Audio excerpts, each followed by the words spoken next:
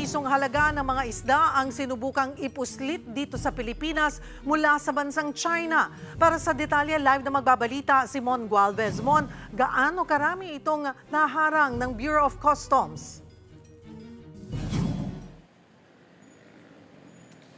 Cheryl, mahigit 200 milyong pisong halaga nga ng mga isdang mackerel ang nadiskubre at naharang ng Bureau of Customs. Sinubukan nga kasi itong ipuslit sa Port of Manila galing China na nabanggit mo. Kahon-kahon ang bumungad sa mga opisyal ng Bureau of Customs at Department of Agriculture nang buksan ang mga naharang na container van. Ang laman nito, mga frozen na mackerel.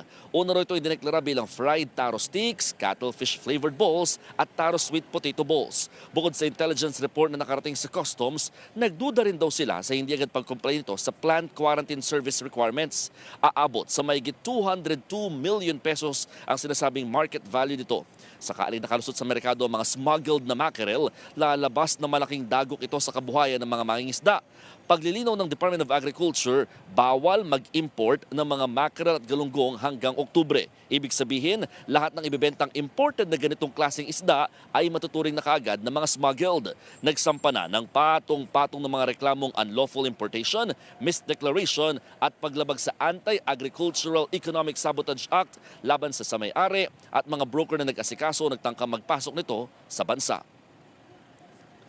Cheryl, kung Customs at Agriculture Department na tatanungin, gusto doon nilang i-donate na lamang itong mga nakumpiska ng mga mackerel sa DSWD para mapakinabangan at makain pa. Pero nakatakda rin daw silang sumunod sa batas oras sa pag-utos naman ito na kailangang sirain ang mga nakumpiskang isda. Cheryl. Maraming salamat, Mon Gualvez.